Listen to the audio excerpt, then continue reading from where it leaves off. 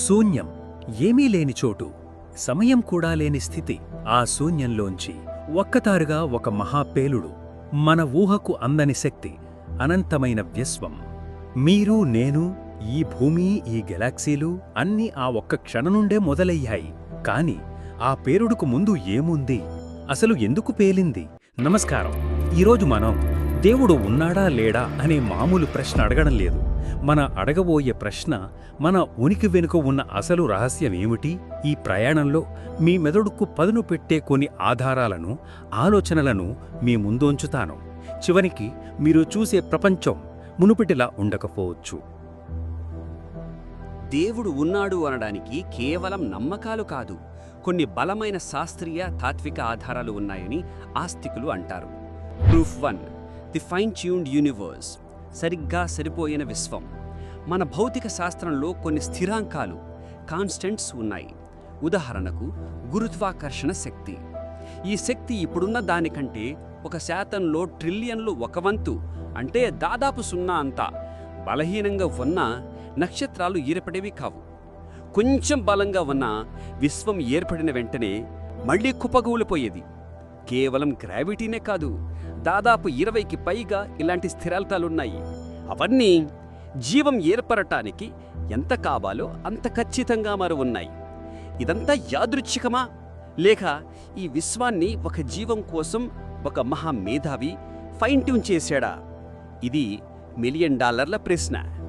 Proof 2, consciousness అనే అద్భుతం. Big bang నుండి వచ్చిన పదార్థం, అణువులు, కణాలు ఇవన్నీ కలిసి ఒక మెదడుగా మారాయి. సరే, కానీ ఆ మెదడులో నేనున్నాను అనే స్పృహ ఎలా పుట్టింది? ప్రేమ, ద్వేషం, ఆనందం, బాధ, ఈ అనుభూతులు ఎక్కడివి?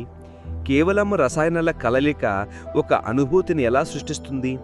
భౌతిక పదార్థం నుండి అభౌతికమైన స్పృహ ఎలా ఉద్భవించింది?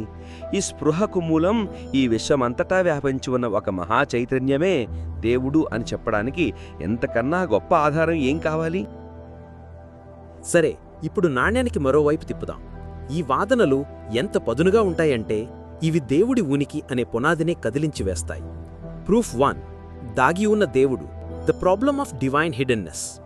దేవుడు నిజంగా ఉండి మానవులతో సంబంధం కోరుకుంటే ఎందుకు దాక్కున్నాడు?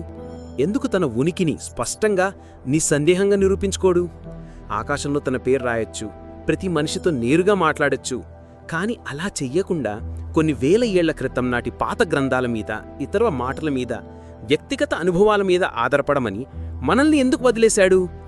ప్రేమించే దేవుడు ఇలా ఎందుకు చేస్తాడు? లేక అసలు లేడు కాబట్టే కనిపించడం లేదా? ప్రూఫ్ 2, ఖాళీల దేవుడు, the God of the gaps. ఒకప్పుడు పిడుగు ఎందుకు పడుతుందో తెలియక అది దేవుడి ఆగ్రహం అనుకున్నాం. రోగాలు ఎందుకు వస్తాయో తెలియక దేవుడి శాపం అనుకున్నాం. సైన్స్ పెరిగే కొద్దీ ఈ ఖాళీలను పూరిస్తూ వచ్చింది. ఈరోజు విశ్వం ఎలా ఏర్పడిందో వివరించడానికి మనకు బిగ్ బ్యాంగ్ థియరీ ఉంది. జీవం ఎలా ఉద్భవించిందో చెప్పడానికి పరిణామ సిద్ధాంతం ఉంది. దేవుడికి మనం కేటాయించిన పనులన్నీ సైన్స్ లాక్కుంటోంది. బహుశా దేవుడు అనేది మనకు ఇంకా అర్థం కాని విషయాలకు మనం పెట్టుకున్న ఒక తాత్కాలిక పేరు మాత్రమేనా? సైన్స్ అన్ని ఖాళీలను పూరించిన రోజు ఇక దేవుడికి చోటు ఎక్కడ ఉంటుంది? సో ఫైన్ ట్యూన్డ్ యూనివర్స్, స్పృహ, ఇవి ఒక డిజైనర్ వైపు చూపిస్తున్నాయి. అదే సమయంలో ప్రపంచంలోని బాధలు, దేవుడి నిశ్శబ్దం ఒక డిజైనర్ లేడేమో అనిపిస్తున్నాయి. బహుశా మనం తప్పు ప్రశ్న అడుగుతున్నామేమో. దేవుడు ఉన్నాడా లేడా అనే బదులు దేవుడంటే ఏమిటి అని అడగాలేమో. దేవుడంటే ఆకాశంలో కూర్చున్న ఒక వ్యక్తి కాదు, బదులుగా ఈ విశ్వాన్ని నడిపించే ఒక నియమం, ఒక శక్తి, ఒక చైతన్యం అయ్యుండొచ్చా? ఒకవేళ అది నిజమైతే దేవుడు బయట ఎక్కడో లేడు, మనలోనే, ఈ విశ్వంలోని ప్రతి అణువులోనూ ఉన్నాడు. ఈ ప్రశ్నలకు అంతిమ సమాధానం ఏ పుస్తకంలోనో, ఏ ప్రయోగశాలలోనో దొరకదు. అది మీ అంతరాత్మలో, మీ అన్వేషణలో దొరుకుతుంది. ఈ ఆలోచనల ప్రయాణం మీకు ఎలా అనిపించింది? ఏ ప్రూఫ్ మిమ్మల్ని ఎక్కువగా ఆలోచింపజేసింది? మీ అభిప్రాయం కోసం నేను ఎదురు చూస్తుంటాను. దయచేసి కామెంట్ చేయండి. మరో రహస్యాన్ని ఛేదించే ప్రయత్నంలో మళ్ళీ కలుద్దాం. అప్పటి వరకు ఆలోచిస్తూ ఉండండి.